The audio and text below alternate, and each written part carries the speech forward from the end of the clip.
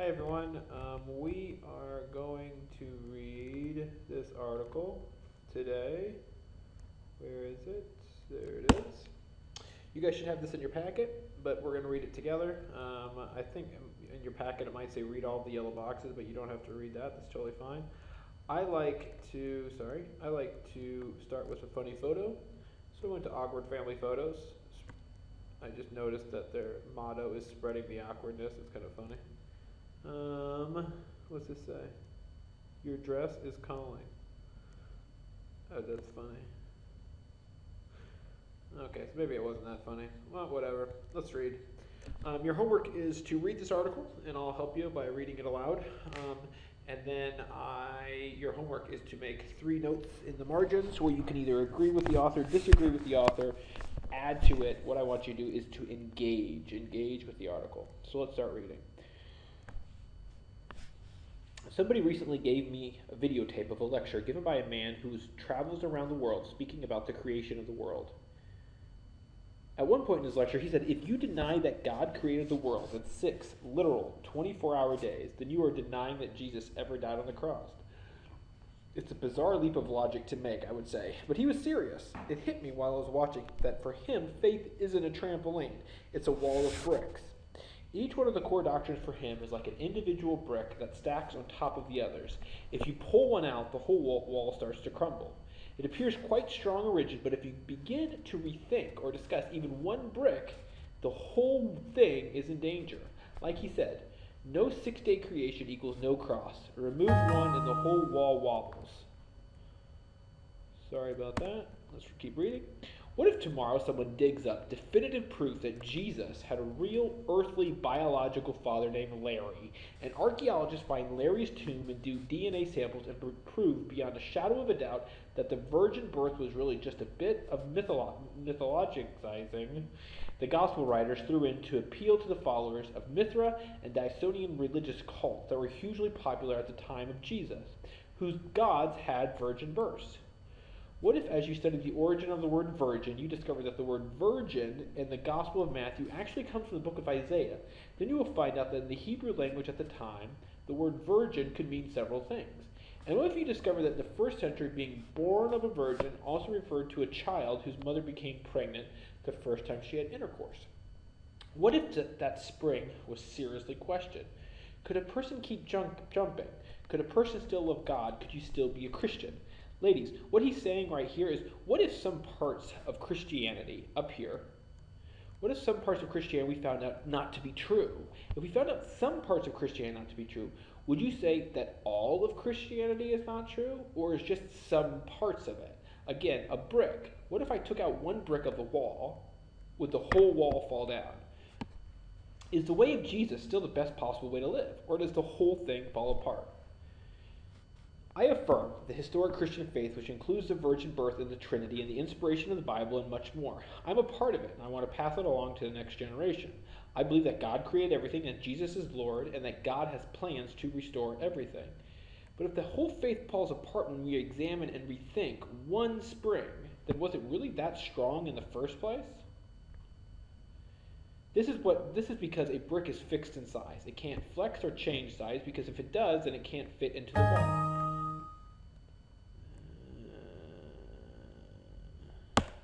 Sorry, maybe that won't show up again. But God is bigger than any wall. God is bigger than any religion. God is bigger than any worldview. God is bigger than the Christian faith. This truth clicked for me last Friday in a new way. Someone showed me a letter from a president of a large seminary who was raising money to help him train leaders who will defend Christianity. The letter went on about a desperate need for the defense of the true faith. What disturbed me was the defensive posture of the letter, which reflects one of the things that happens in a brick world. You spend a lot of time talking about how right you are, which of course leads to how wrong everybody else is, which then leads to defending the wall. It struck me reading that you rarely defend a trampoline. You invite people to jump on it with you.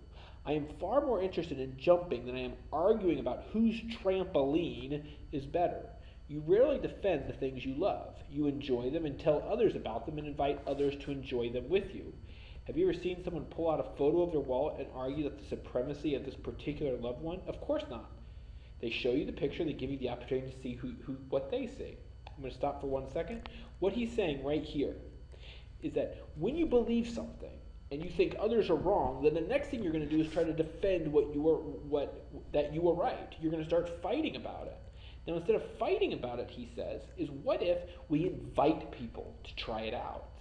Instead of saying, I'm right and you're wrong. If you have a comment, write it in the margins.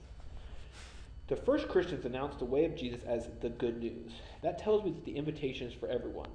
The problem with Brickianity is that walls inevitably keep people out. Often it appears as though you have to agree with all of the bricks exactly as they are or you can't join. Maybe you've been outside the wall before. You know exactly what I'm talking about. Jesus talks about this in and out a lot in his teachings. He keeps insisting that the people who assume that they are in may not be in, and the ones who everyone thinks are out for whatever reason may in fact be in. In one parable he says, the judge of everything tells some religious people, depart from me, for I never knew you. Stunning. And in another parable, a man has a feast, and none of his invited guests come. So he sends word to all the marginalized, disgusting, unclean people who are out that they are invited to come in and celebrate with him. Again, stunning. Jesus invites everyone to jump. And saying yes to the invitation doesn't mean that we have to have it all figured out. This is the important thing to remember. I can jump and still have questions and doubt. I often meet people who are waiting to follow God until they have all their questions answered. They would be waiting for a long time because if they knew everything, we'd be God. So the invitation to jump is an invitation to follow Jesus with all of our doubts and questions right there with us. Questions. A Christian doesn't avoid questions. A Christian embraces them. In fact, to truly pursue the living God, we have to see the need for questions. Questions are not scary. What is scary is when people don't have any. Think about that for a second. I'm going to go back here for 1 second. Questions are not scary. What is scary when people don't have any questions? If you are a person of faith and you don't have any questions, he's arguing that's scarier than actually having questions. It's human to have questions. What is tragic is faith that has no room for them. We sponsored a doubt night at our church a while back. People were encouraged to write down whatever questions or doubts they had about God and Jesus and the Bible and faith and church. We had to get a large box to hold all the scraps of paper. The first question was from a woman who had been raped and didn't press charges because she was told that doing so wasn't the quote-unquote Christian thing to do.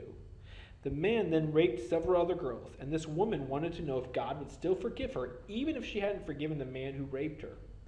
Think about that for a second. If you have some notes, some ideas, write them here in the margins. Did I mention that this was the first question? Here are a few more questions that night. Why does God let people die so young? Why does it seem that mean people get the most money? Why does the killer go free and an honest man die of cancer? Sometimes I doubt God's presence in starving Africa. If we can ask the God for forgiveness at our last breath, why strive for a godly life in the present? Either God is in control of everything, and so all the crap we see today is part of the plan, which I don't want to accept, or it's all out of control, which sucks too. What's up? This is just a random sampling. I have page after page of questions on my desk. Heaven and hell, and suicide, and the devil, and God, and love, and rape.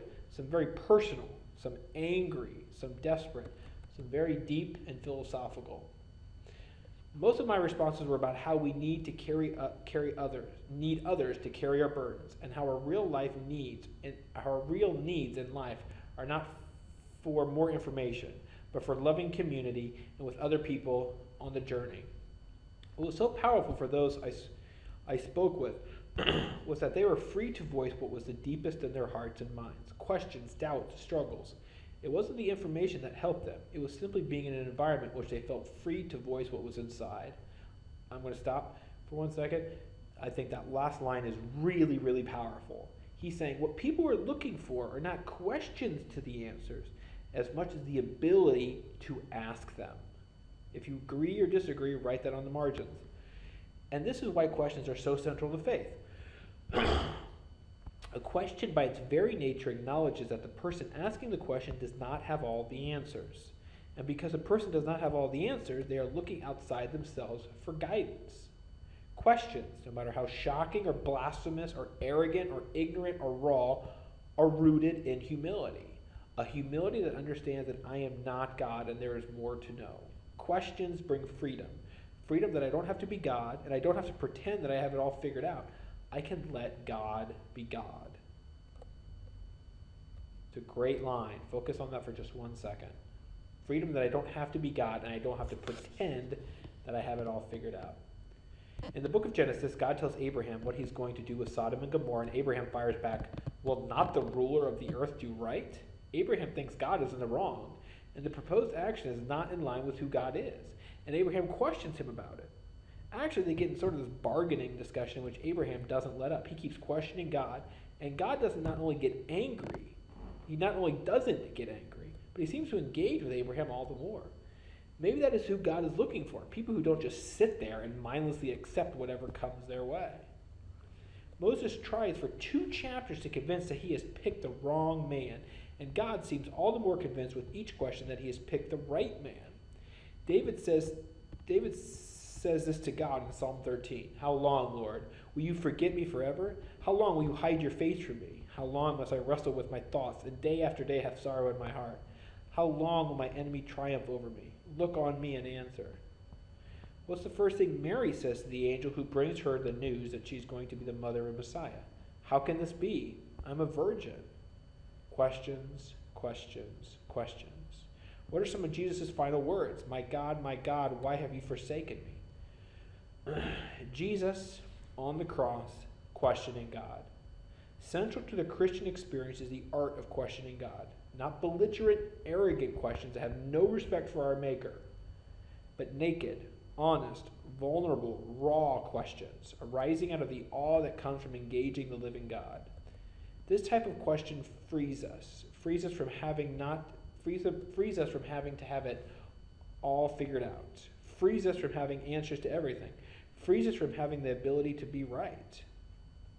It allows us to have the moments when we come to the end of our ability to comprehend, moments when silence is enough. The great Abraham Joshua Heschel once said, I did not ask for success, I asked for wonder.